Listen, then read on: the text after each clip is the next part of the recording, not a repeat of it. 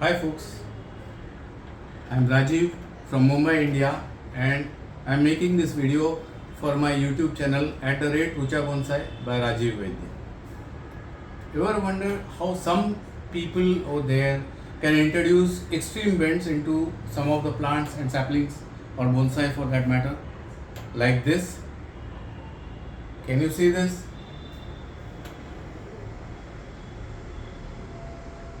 Well, today I am going to share a technique by which you can do this.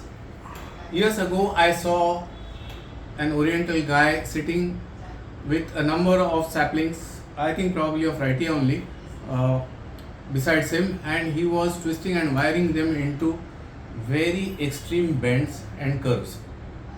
So let us see how that is achieved. Normally, when you are going to wire a sapling, you will try to take appropriate thicknesses of wire, and if you proceed along the length, you might have to reduce the thickness of the wire, and that's how normally you proceed. But here what he had done was that he had taken a single length of wire, a single thickness of wire, and he had done this job. How? Let us try. I have here a couple of saplings of Rhytia. They are less than pencil thickness, and I have just now removed them from the soil. Now this is the kind of saplings that he was also using, so I will also try to use similar saplings and try to show you how he achieved those curves. What will you need?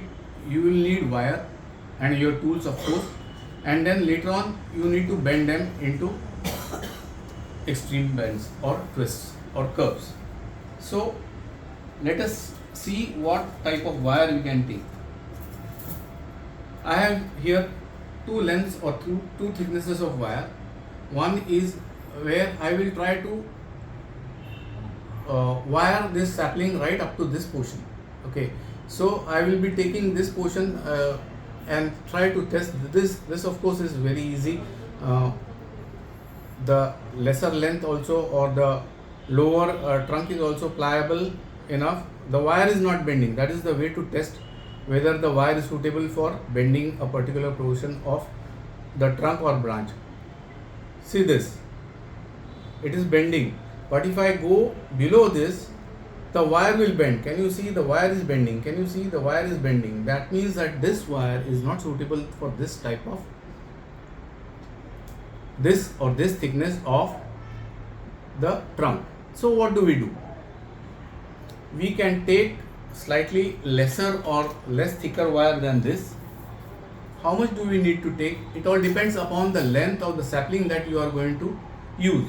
For this purpose, I am going to use a sapling and I am going to cut its tip by 2 or 3 inches, and I am also going to remove the foliage lower down, including this branch.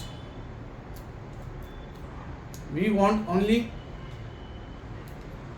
the foliage at the very tips of this particular sapling.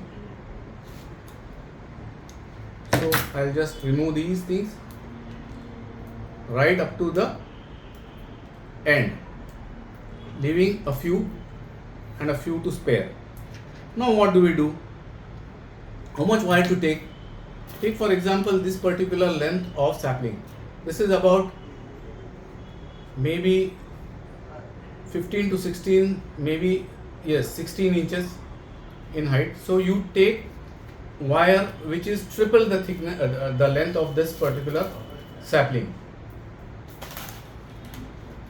This much, then this much, and again that much, and you remove a little extra.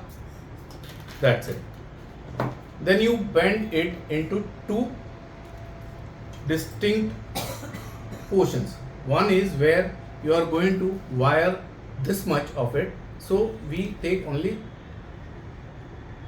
this length and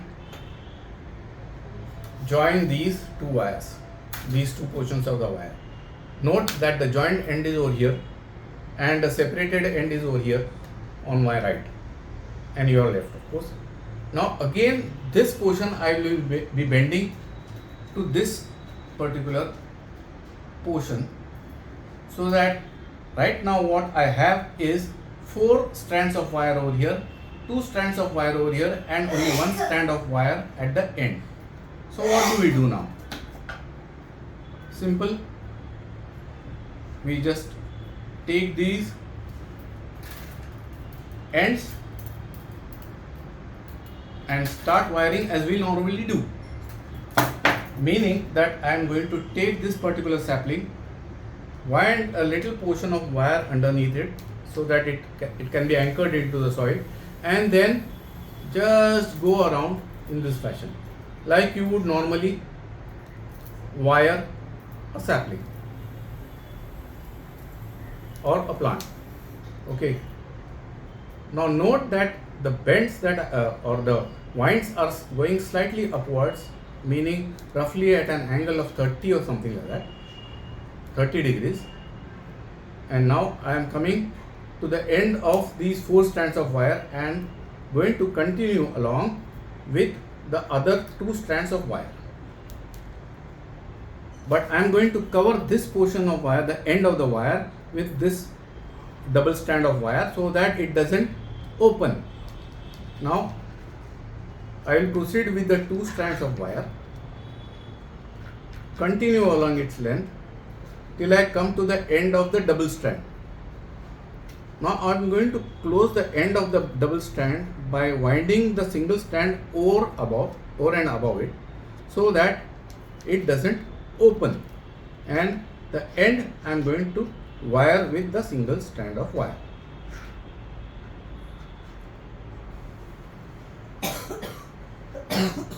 The end, of course, I can remove at a later time, or I can remove it just now. I'll take the precaution of removing it just now. Okay, so now I have a sapling which has been wired with 4 strands up to this length, 2 strands up to this length, and only a single strand at the apex. Now what to do?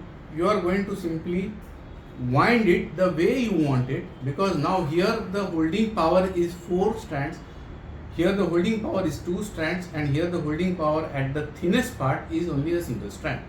So now when you are bending, you always have to take the precaution of bending it in the direction in which you have wired. Consider this.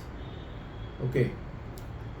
And when you are going to bend it, take the precaution of having the strands of wire above the bend, not below the bend. Okay. We now proceed. Okay. Just be a little bit careful, because sometimes you are likely to snap some portion of the plant or sapling in whichever way you are turning. Now you are simply doing twists and turns, but taking the precaution of turning the sapling the way it has been wired, not in the opposite direction. You are right now doing only bends as severe as possible. The finer details you can add after you have finished the wiring of this portion.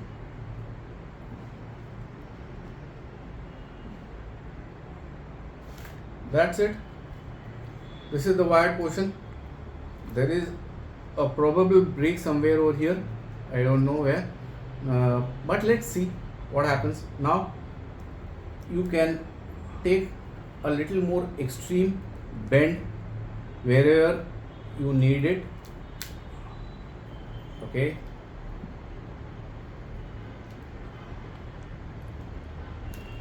Bending it upon itself also is possible now. Can you see? Can you see? Bending on itself is also possible. See the extreme level of bending that can be achieved. Only thing that you need to take cognizance of is the fact that you are not wiring it against the turn of the wire. That's it.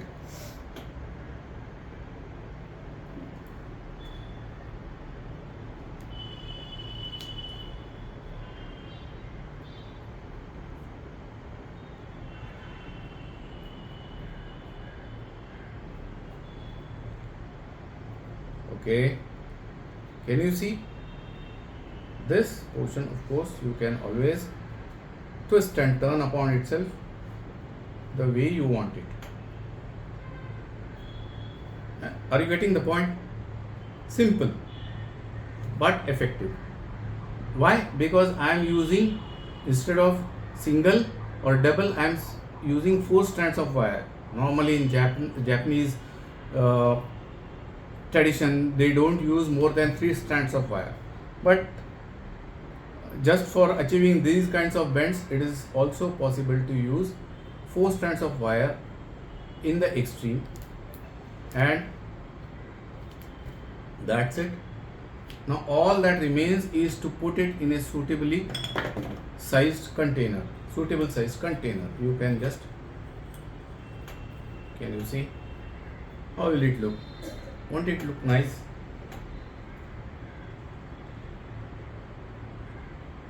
And every time some shoots grow on the portion that is lower down, you can always either remove it, because there is no harm in keeping it, but the only trouble is that it will keep on cluttering the bends. That is the only reason why you need to remove it. I hope you have enjoyed this video. Please like, watch and subscribe to my channel @Rucha Bonsai. Thank you very much.